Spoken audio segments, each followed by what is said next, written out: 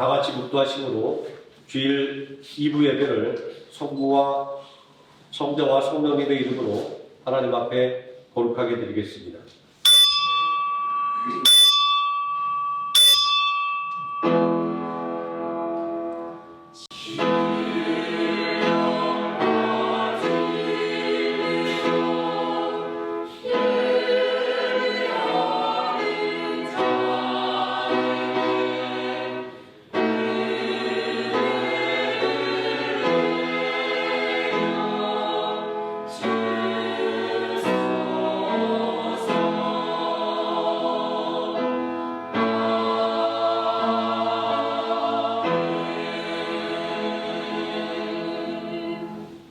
복 있는 사람은 악인들 꾀를 따르지 아니하며 죄인들에게 서지 아니하며 오만한 자들의 자리에 앉지 아니하고 오직 여호와의 율법을 즐거워하여 그의 율법을 주야로 묵상하는도다. 그런 시냇가에 심은 나무가 철을 따라 열매를 맺으며 그 잎사귀가 마르지 아니함 같으니 그가 하는 모든 일이 다 형통하리로다. 악인들은 그렇지 아니하며 오직 바람이 나는 겨와 같도다. 그러므로 악인들은 심판을 견디지 못하며 죄인들이 의인들의 모임에 들지 못하리로다. 무릇 의인들에게는 여호와께서 인정하시나 악인들에게는 망하리로다. 아멘. 다 함께 자리에서 일어나셔서 찬송가 1장 함께 찬송하시겠습니다.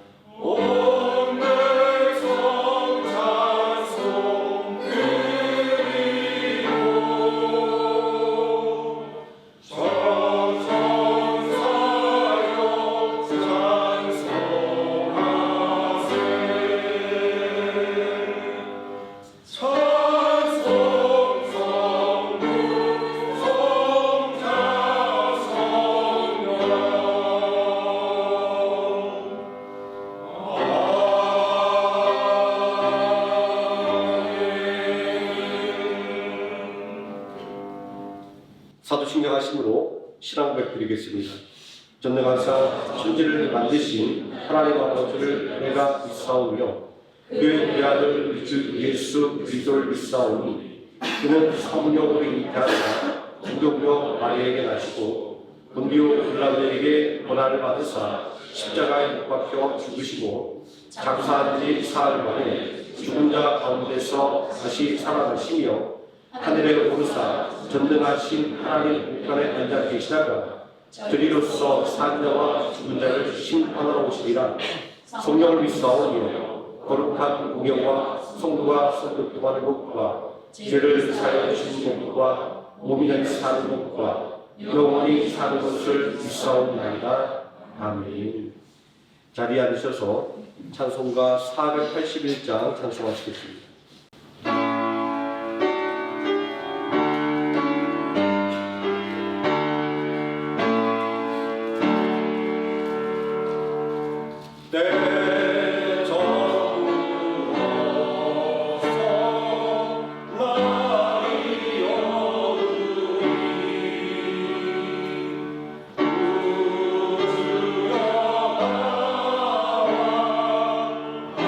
함께 하소서.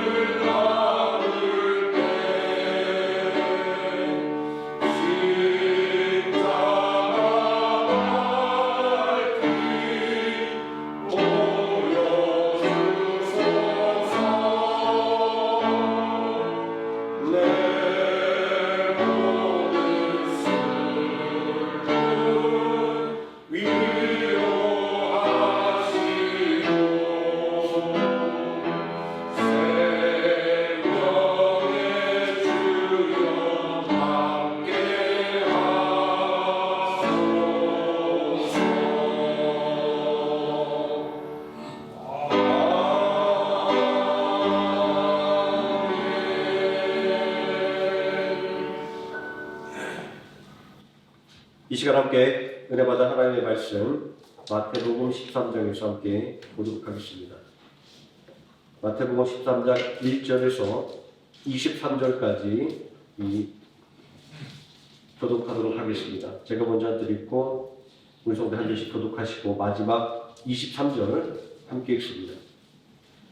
그날 예수께서 집에서 나가서 바닷가에 앉으시되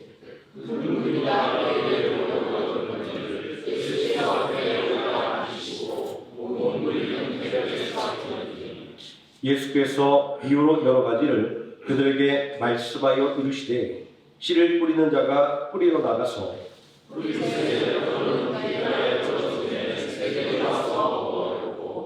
더러는 흙이 얕은 돌밭에 떨어지매 흙이 깊지 아니하므로 곧 싹이 나오나 더러는 가시떨기 위에 떨어지매 가시가 자라서 기운을 막았고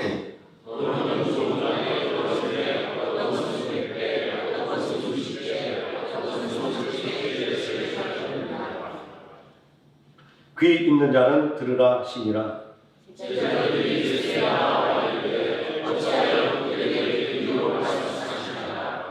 대답하여 이르시되 천국의 비밀을 아는 것이 너희에게는 허락되었으나 그들에게는 아니 되었나니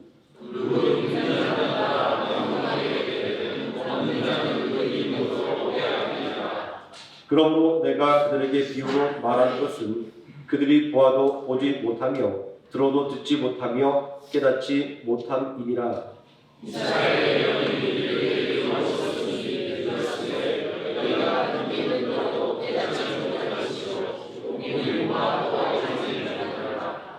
이 백성들의 마음이 완악하여져서 그 귀는 듣기에 둔하고 눈은 감았으니 이는 눈으로 보고 귀로 듣고 마음으로 깨달아 돌이켜 내게 고침을 받을까 두려움이라 하였느니라.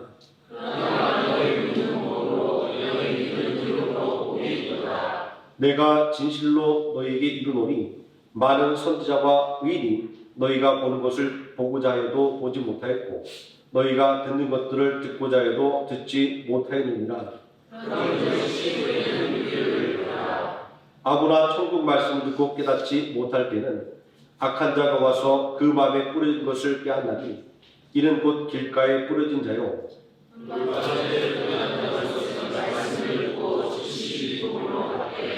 그 속에 뿌리가 없어 잠시 견디다가 말씀으로 말미암아 환난이나 박해가 일어날 때에는 곧 넘어지는 자요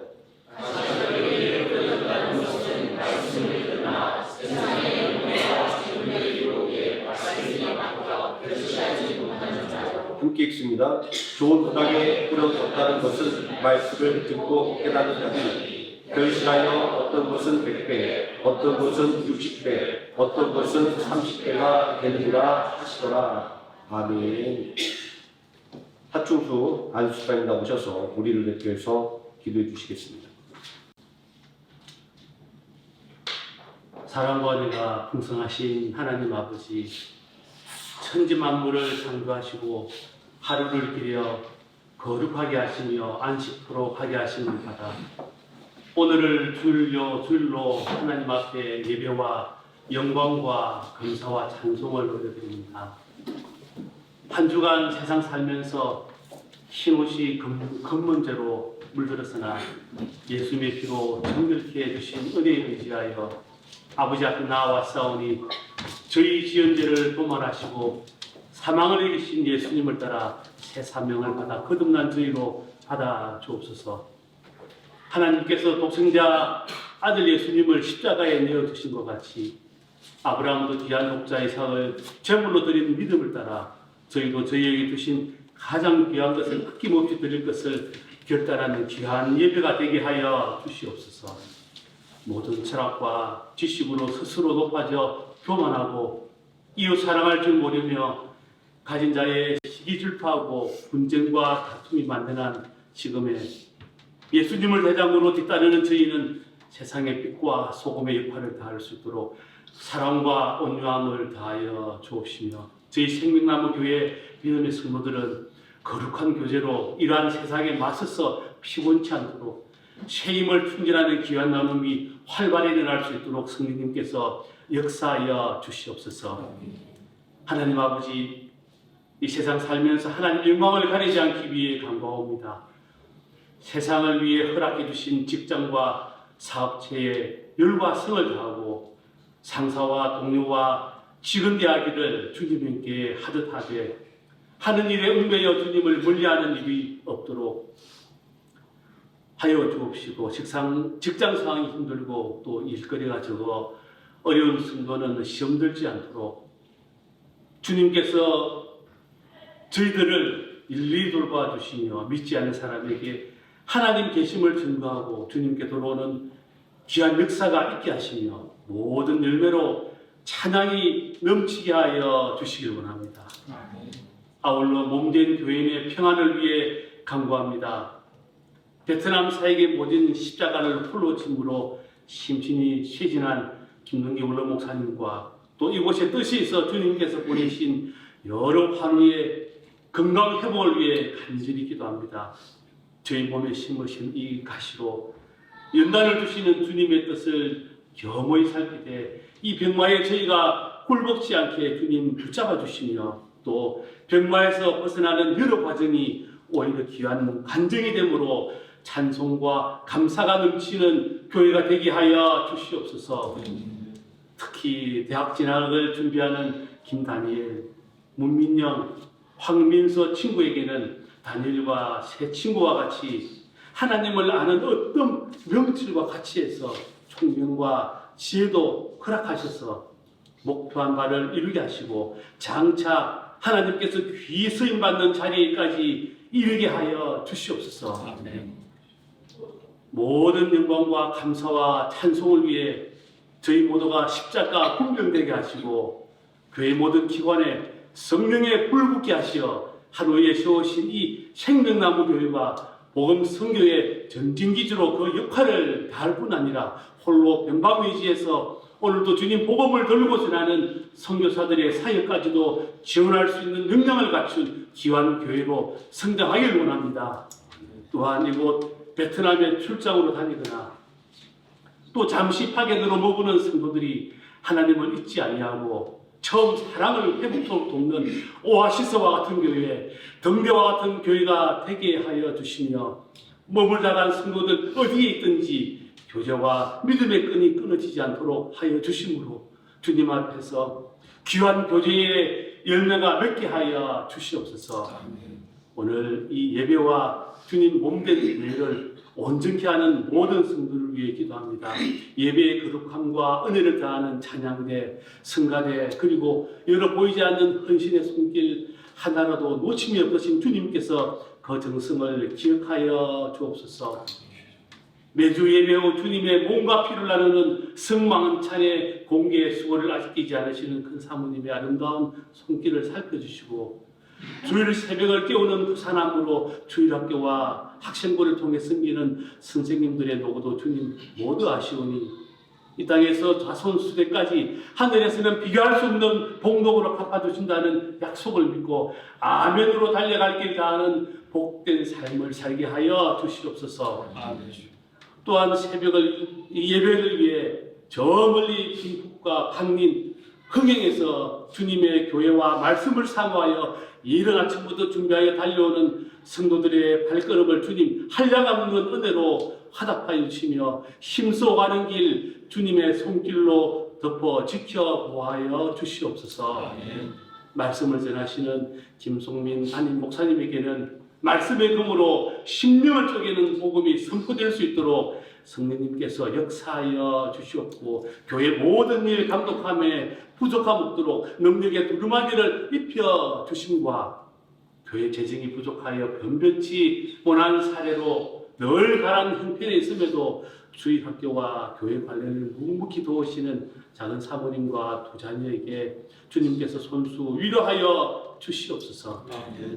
이 예배에 마귀 일체 간섭 없이 은혜 충만토록 모든 시간 성령님께서 주관하옵시고 이 모든 말씀을 우리 주 예수 그리스도 이름으로 간구하며 기도하옵니다. 아멘. 우리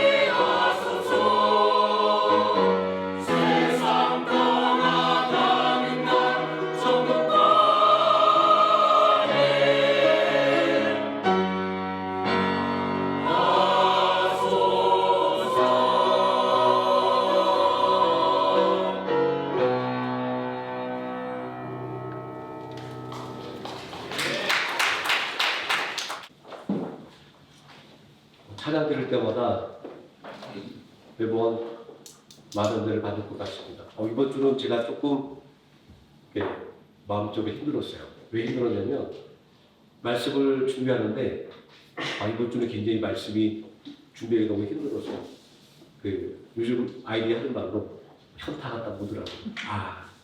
이렇게 설교 준비를 이렇게 하면 안 되는데 라는 그 생각을 가지고 많이 침체돼 있었는데 오늘 찬양 중에 그는 보이지 않아도 나를 인도하시네라는 찬양 가사, 또 내가 연약할수록 나를 귀하게 여기시는 이 찬양 가사를 드리면서 다시 한번 그 침체했던 마음을 좀 떨쳐버리고 제가 좀 더 이렇게 밝은 목소리로 이제 설 수 있게 됐습니다.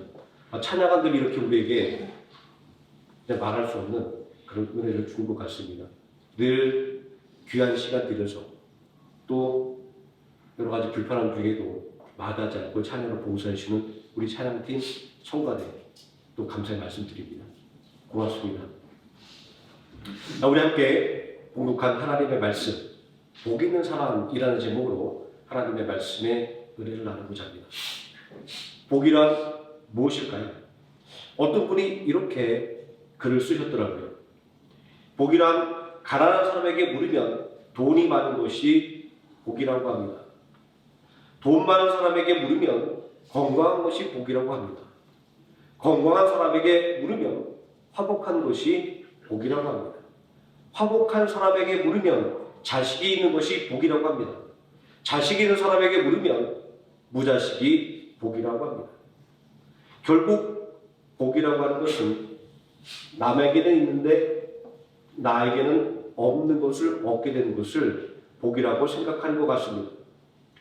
이것을 거꾸로 생각해 보면 남에게는 없는데 나에게는 있는 것, 그것이 복일 것입니다. 생각이 바뀌면 모든 것이 복이 됩니다.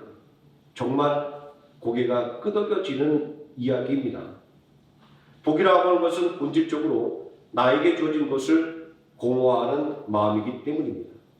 우리 성도님들은 복에 대해서 어떻게 생각하십니까? 지자, 막여복자라는 말이 있습니다. 지혜로운 자도 복받은 자만 못하다라는 말로 삼국지에 나오는 말입니다. 장비의 군사들이 조조 군사들에게 쫓기다가 숲을 속으로 숨었습니다. 뒤를 쫓아가던 조조는 화곡으로 장비의 군사를 일시에 전멸시킬 수 있는 조로의 기회를 잡았다고 생각했습니다.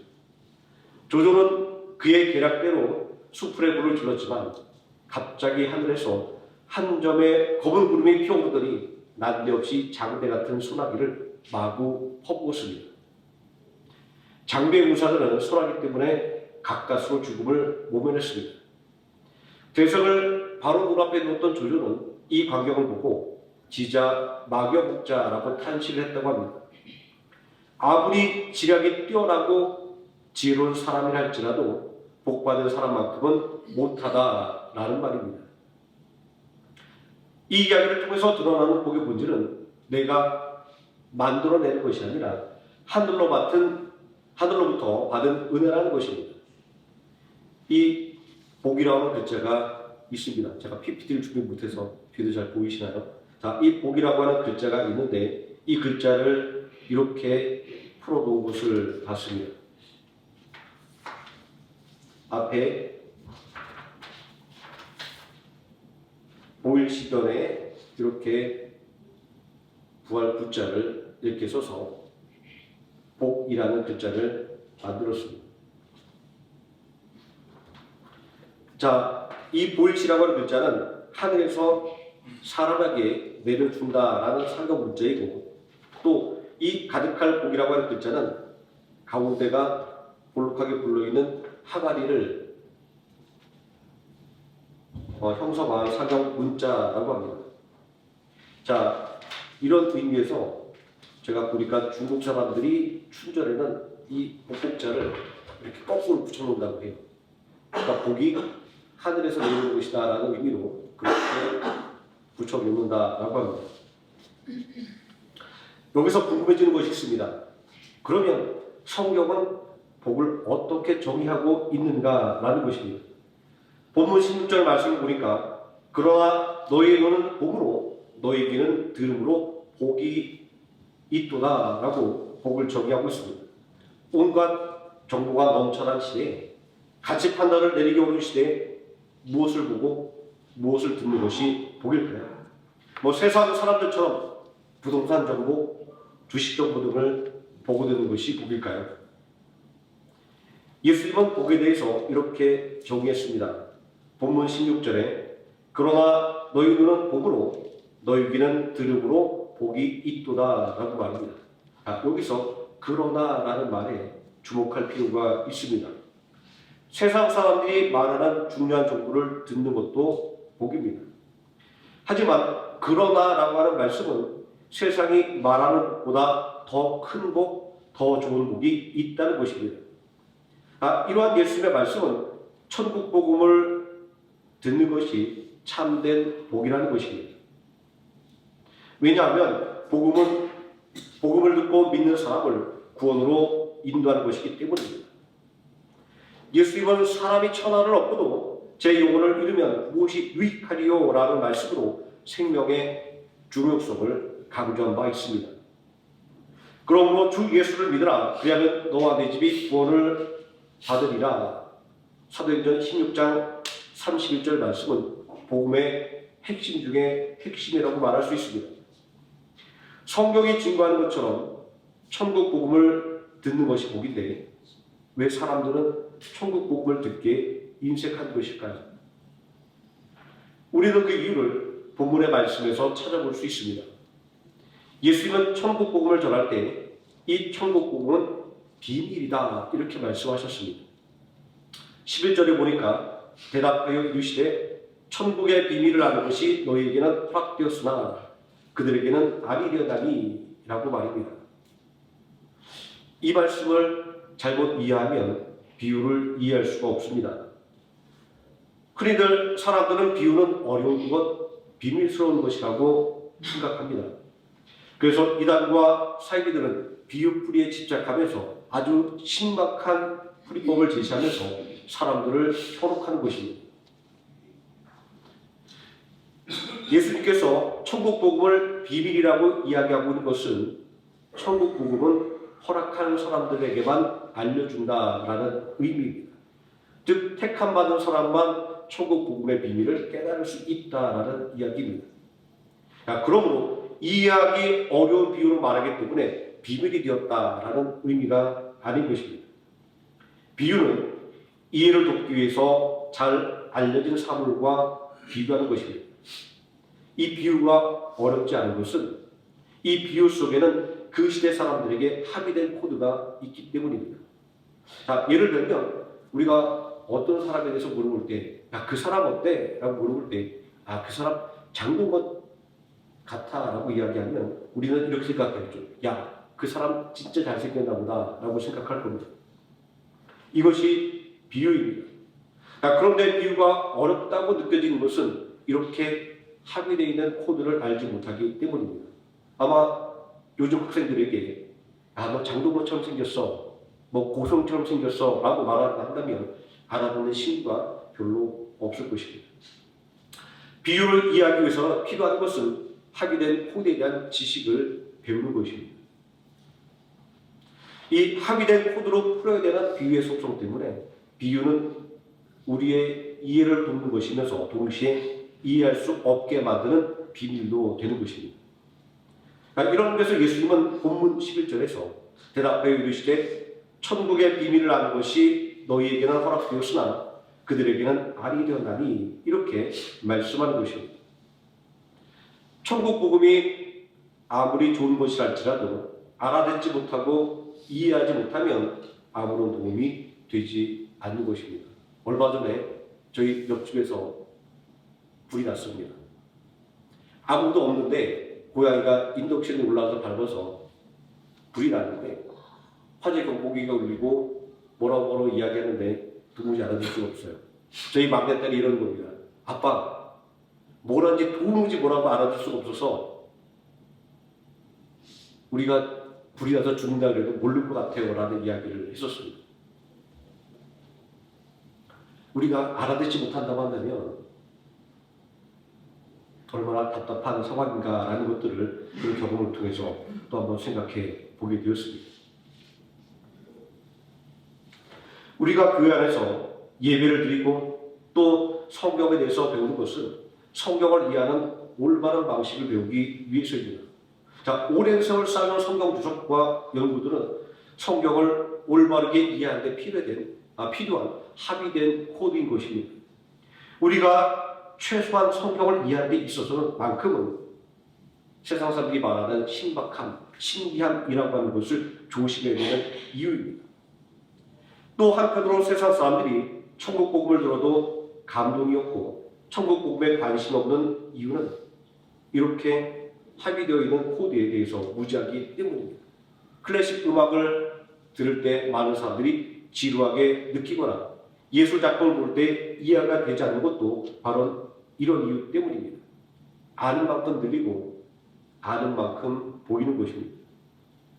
그러니 문제는 관심입니다. 관심이 생기면 듣게 되고 보게 됩니다. 그러면서 하나하나 배워가게 될 때 들리기 시작하고 보이기 시작하는 것입니다. 설교 말씀도 그렇습니다. 처음에는 어렵고 지루하게 느껴질 수도 있지만 신실하게 드리는 예배를 통하여 성경에 대해서 하나씩 더 알아갈수록 말씀이 더 잘 들리게 되고 더 큰 은혜를 받게 되는 것이기 때문입니다. 자, 이렇듯 은혜라고 하는 것은 하나님께서 부어주시는 것이지만 은혜를 받기 위해서는 우리의 관심과 노력도 필요한 것입니다.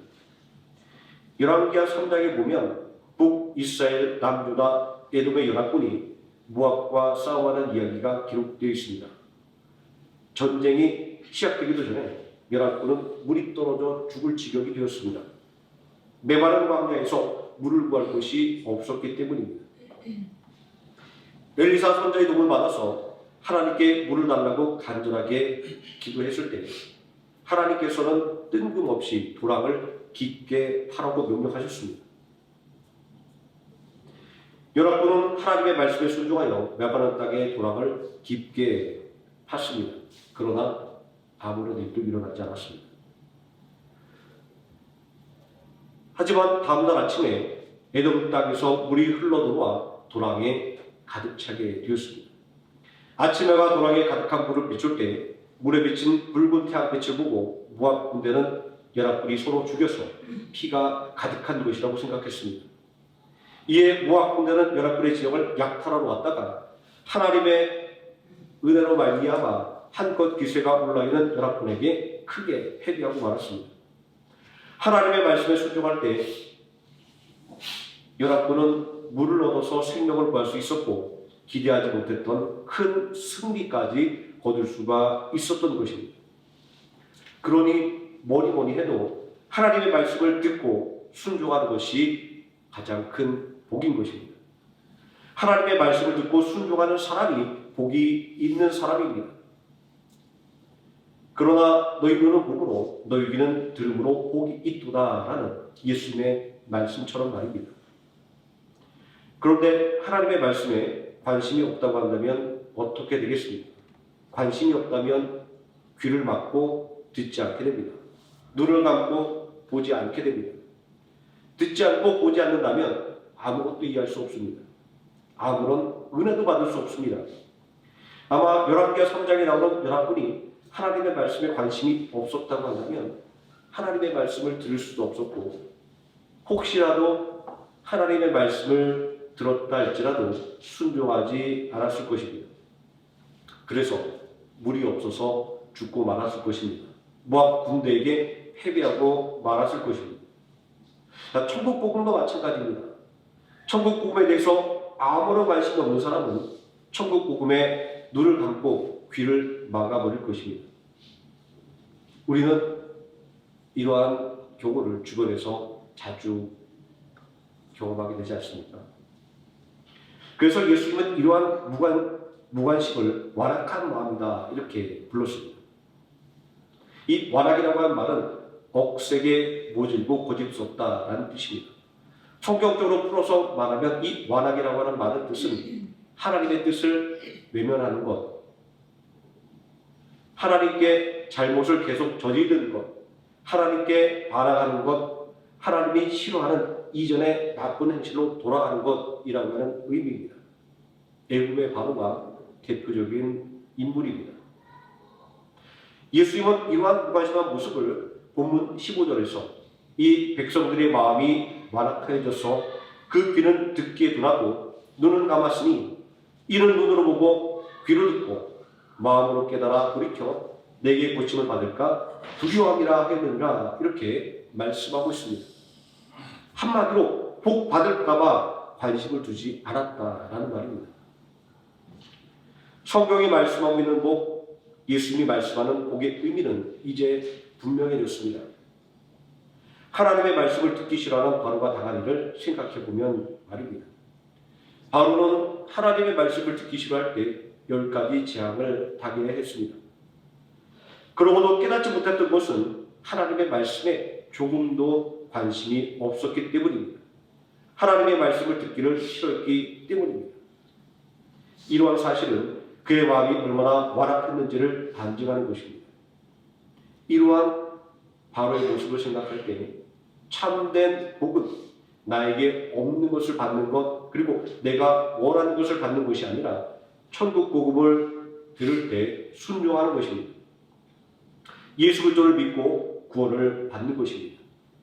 예수님께서 말씀하셨습니다. 이 백성들의 마음이 완악해져서 그 귀는 듣기에 둔하고 눈은 감았으니 이는 눈으로 보고 귀로 듣고 마음으로 깨달아 돌이켜 내게 고침을 받을까 두려워함이라 하였느니라. 그러나 너희 눈은 보므로 너희 귀는 들음으로 복이 있도다 라고 말입니다. 복음을 듣고 십자가에 못 박혀 죽으신 예수님을 구원자 그리스도를 믿고 영접하는 사람이 정말 복 있는 사람인 것입니다.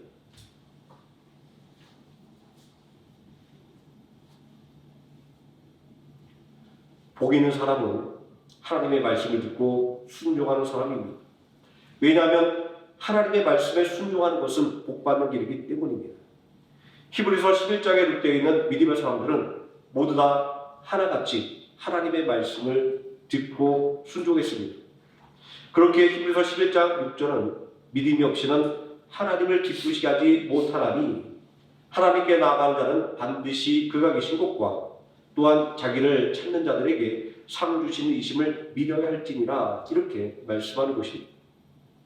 또 시편 1절에서 3절까지 말씀은 복 있는 사람을 하나님의 말씀을 듣는 것을 즐거워하고 그 말씀에 순종하는 사람이다 이렇게 정리하고 있습니다. 복 있는 사람은 악인들의 꾀를 따르지 아니하며 죄인들에게 설지 아니하며 오만한 자의 자리에 앉지 아니하고 오직 여호와의 율법을 즐거워하여 그의 율법을 주야로 묵상하는구나. 그는 시냇가에 심은 나무가 철을 따라 열매를 맺으며 그 잎사귀가 마르지 않음 같으니 그가 하는 모든 일이 다 형통하리로다. 시편 1편의 말씀처럼 복은 하나님이 내려주신 것이지만 복은 아무에게나 거둬주는 것이 아니라 복받을 준비가 되어 있는 사람에게만 주어지는 것입니다. 본문에 기록되어져 있는 씨 뿌리는 비유도 복 있는 사람은 어떤 사람인지를 알려주고 있습니다. 농부가 씨를 뿌릴 때 씨앗이 길가, 돌밭, 가시덤불, 좋은 땅에 떨어집니다. 이 비유에서 열매를 거두는 밭은 오직 하나, 좋은 땅입니다. 준비된 땅에서 열매를 거둘 수 있듯이 준비된 사람만이 복을 받는 것입니다. 준비되지 않은 사람이 거두는 행과 성공은 결단코 복이 될 수 없습니다. 그래서 잠언 20장 21절 말씀은 처음에 속히 잡은 사람은 마침내 복이 되지 아니하리라 이렇게 경고하는 것입니다. 노력하고 준비하지 않았던 거에게 복권 당첨금을 받은 사람들이 불행에 빠지는 것을 볼 때 준비되지 않은 행운은 재앙일 뿐이지 결코 복이 아니다라고 하는 것을 알 수 있습니다. 예수님은 우리에게 복 있는 사람이 누구인지 알려주기 위해서 씨 뿌리는 비유의 말씀을 들으라 이렇게 강권하는 것입니다. 그런즉 씨 뿌리는 비유를 들으라 라고 말입니다. 이 비유는 4가지 종류의 밭에 뿌려진 씨에 대한 이야기입니다. 4가지 종류의 밭은 길가, 돌밭, 가시떨기 그리고 좋은 밭입니다. 우리는 이 비유를 읽을 때 간혹 이러한 오해를 하는 경우가 있습니다. 그것은 네 가지 종류의 밭을 개간이 불가능하다고 생각하는 것입니다. 개간이라고 하는 말은 거친 땅을 기름진 땅으로 바꾸는 것을 말합니다. 자, 복음에 대한 반응이 복음을 듣는 사람의 상황에 따라 다양하게 나타나는 것으로 이해하는 것이 아니라 이 사람은 복음에 대해서 관심이 없을 거야. 저 사람은 복음을 거부할 거야 등의 선견을 갖는 것입니다. 자, 다시 말해서 네 가지 종류의 밭을 네 가지 상황에 처한 사람이 아니라 네 가지 부류의 사람으로 이해하는 것입니다. 누구는 길가와 같은 마음밭을 가진 사람, 누구는 돌이 가득한 마음밭을 가진 사람, 누구는 가시덤불이 무성한 마음밭을 가진 사람, 누구는 좋은 땅과 같은 마음을 가진 사람이 있는 것처럼 말입니다. 이러한 오해가 우리를 믿음 안에서 교만하게 만드는 것입니다. 나는 누구보다 하나님의 뜻을 잘 아는 사람, 나는 누구보다도 말씀대로 사는 사람이라고 생각합니다. 이러한 교만이 나 자신의 허물에는 눈을 감고 다른 사람들의 허물을 들춰내고 부족한 부분을 찾아내는 것입니다. 그래서 이 네 가지 밭을 네 가지 유형의 사람을 가리키는 것으로 이해하는 것은 좀 문제가 있습니다.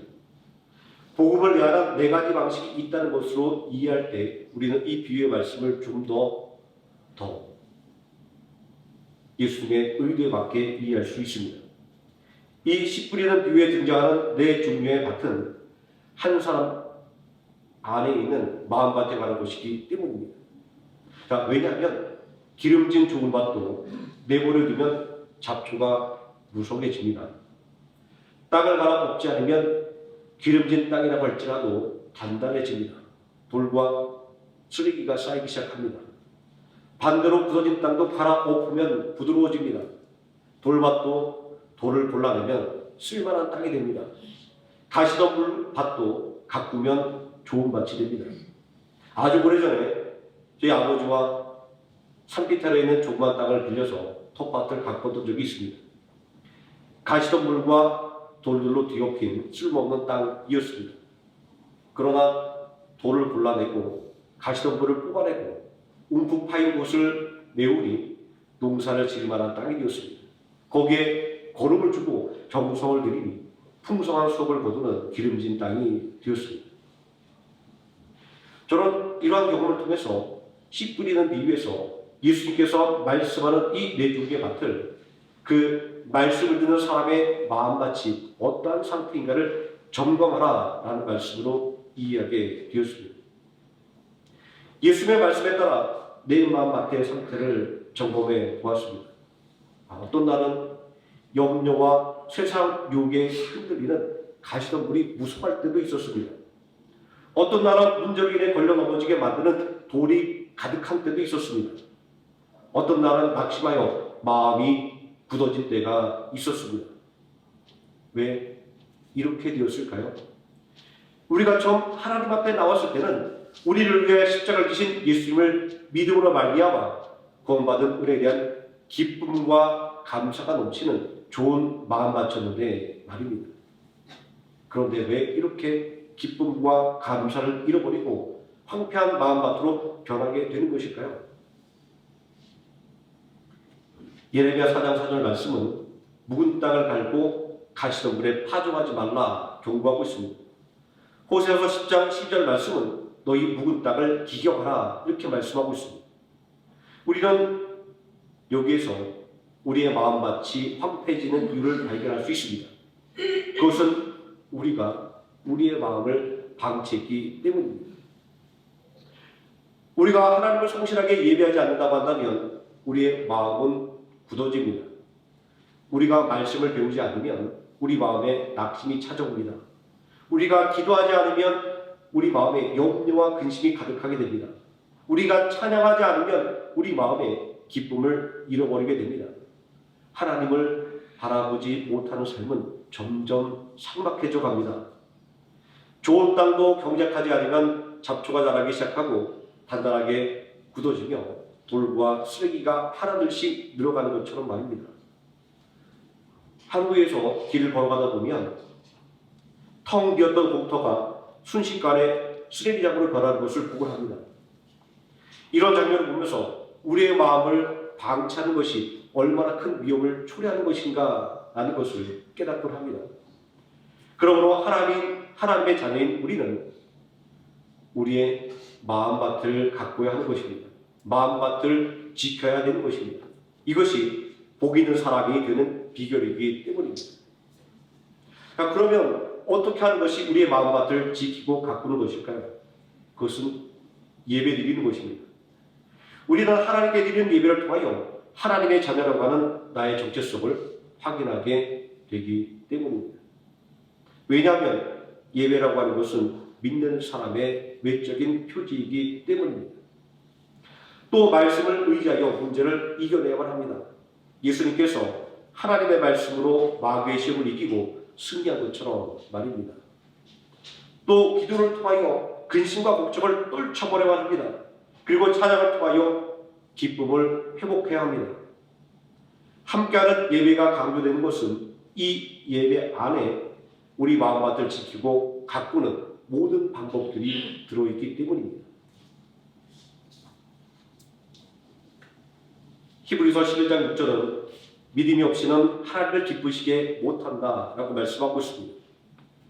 믿음이 없이는 우리의 모든 수고가 헛될 뿐입니다. 그러므로 우리는 믿음을 가져야 합니다. 믿음을 갖고야 합니다. 왜냐하면 하나님을 찾는 자는 반드시 하나님을 만날 수 있게 되기 때문입니다. 잠언 8장 17절 말씀은 나를 사랑하는 자들이 나의 사랑을 입으며 나를 간절히 찾는 자가 나를 만날 것이니라 라고 하는 하나님의 약속을 우리에게 직언하고 있습니다. 오늘 예수님께서 하셨던 이 밭의 비유를 통하여 내 마음을 살펴보았습니다.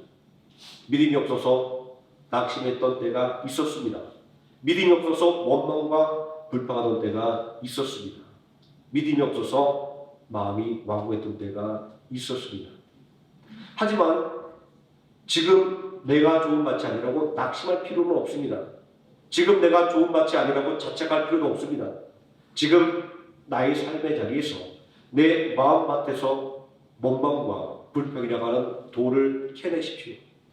근심과 걱정이라고 하는 가시덤불을 뽑아내십시오. 하나님의 일에 무관심으로 딱딱하게 굳은 마음을 갈아 엎으십시오. 예배를 드리고 말씀을 배우고 간절하게 드리는 기도와 찬양이 바로 우리의 부족한 믿음을 채우는 길이며 우리의 마음밭을 가꾸는 것입니다. 영과 진리로 예배 드릴 때에 우리의 마음밭은 어느새 풍성한 열매를 맺는 기름진 땅으로 변하게 될 것입니다. 호세아서 10장 12절이 하나님의 약속을 증거하고 있습니다. 너희가 자기를 위하여 고기를 심고 이내를 보더라. 너희 묵은 땅을 기경하라. 지금이 곧 여호와를 찾을 테니 마침내 여호와께서 오사 고기를 비처럼 너희에게 내리시리라.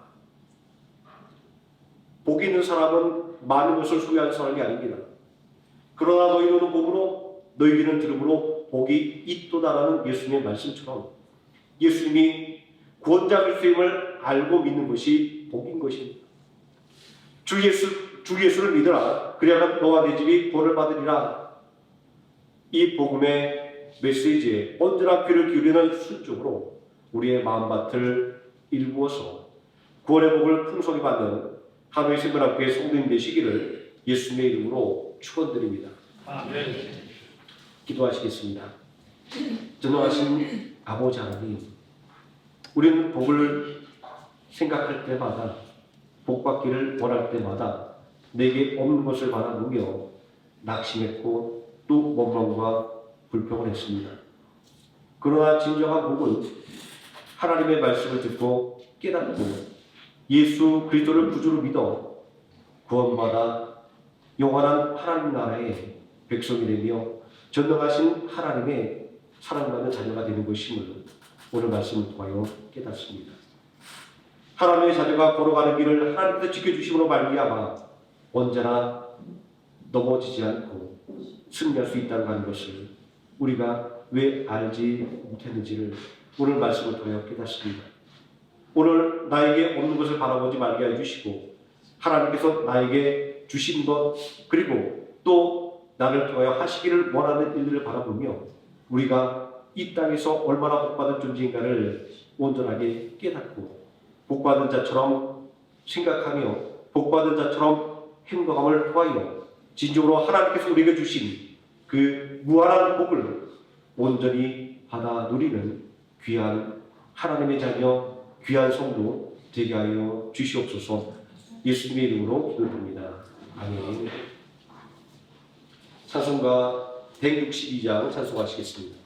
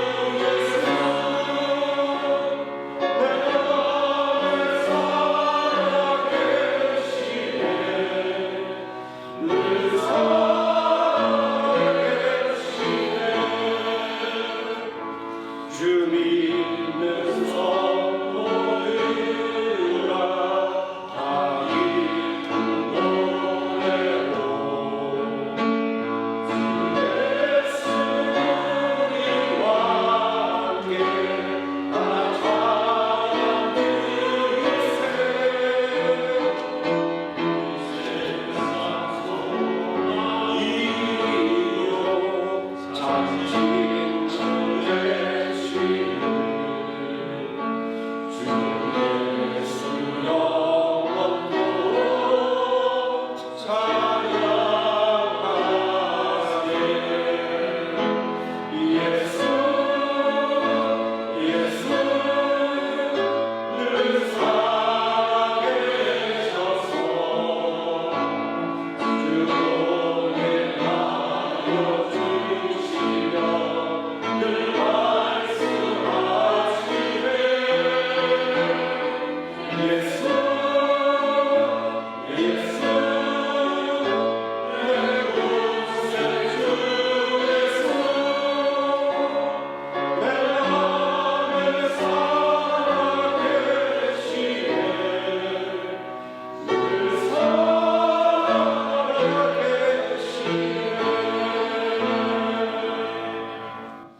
하나님, 찬송가 51장 1절 찬송하시면서 준비한 힘을 하나님께 드리겠습니다.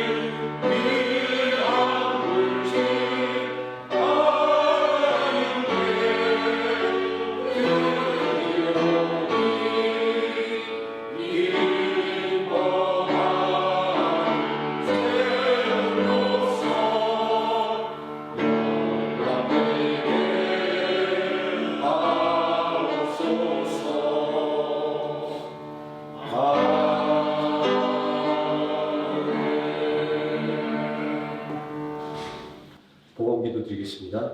사랑과 은혜가 풍성하신 아버지 하나님, 오늘도 주님의 거룩한 날 우리에게 허락하셔서 전능하신 아버지 하나님 앞에 영과 진리로 예배드릴 수 있도록 이끌으심을 감사를 드립니다. 예배를 통하여 늘 우리에게 새로운 힘을 공급해 주시는 하나님, 예배를 통하여 연약한 우리를 붙잡아 강건하게 만들어 주시는 하나님, 예배를 통하여 우리들의 마음의 기쁨과 그리고 하나님의 함께 하심에 대한 확신이 넘치게 만들어 주시는 아버지 하나님, 그 은혜를 감사하며 이 시간 11조의 예물과 각종 감사의 예물과 주일의 감사 예물을 하나님 앞에 드렸습니다. 전능하신 아버지 하나님, 세상의 물질이 아니라 하나님께서 나와 함께 하심을 고백하는 믿음의 고백을 이 시간 하나님 앞에 드렸사오니 아버지 하나님, 신실한 믿음의 예물 위에 30배, 60배, 100배 축복하셔서 아버지 하나님 풍성하게 차고 넘치는 은혜가 우리 모든 성도들의 가정 위에 넘치하여 주시옵소서. 아버지 하나님, 어렵고 어려울 때라고 이야기합니다. 그러나 아버지 하나님, 우리 모든 성도들 직장에서 더욱더 귀하게 쓰임받으며 인정받게 해주시고 자신이 바라고 원하는 꿈들을 이루고 하는 능력 있는 인재로 세워주시고 하나님의 살아계심을 증거하는 아버지 하나님 능력 있는 자녀로 굳게 세워주시기를 원합니다. 아버지 하나님, 우리 성도를 격려하는 기업과 사업자마다 하나님께서 의로운 오른손으로 붙잡아 주사 어떠한 어려움도 그리고 어떠한 장애물도 기업과 그 사업자를 흔들지 못하게 지켜주시기를 원합니다. 아버지 하나님께서 이끌어주시고 지어주시면 아버지 하나님 어려움도 아버지 하나님 순탄한 길로 바뀌며 아버지 하나님 위기도 기회로 바뀌는 줄을 믿습니다. 전능하신 아버지 하나님, 무엇보다도 아버지 하나님 드려진 이 믿음의 예물을 통하여 주님의 몸된 교회가 더욱더 굳건하게 서가게 하여 주시고 또 이 예물이 주 예수 그리스도의 복음을 전하는 온전한 마중물이 되게 하여 주시기를 원합니다. 예수님의 이름으로 기도드립니다. 아멘. 교회 소식 말씀드리겠습니다.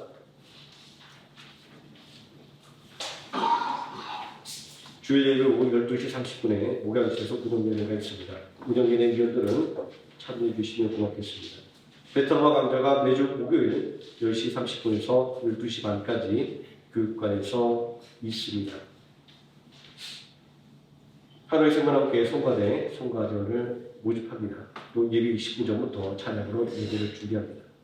고3 수업생의 대학 입시를 위해서 기도를 부탁드리겠습니다. 김다니엘, 문민영, 한민수 매일같이 우리 학생들 이름 부르시면서 기도해 주시면 고맙겠습니다. 다 함께 자리에서 일어나셔서 찬송가 635장 찬송하시겠습니다.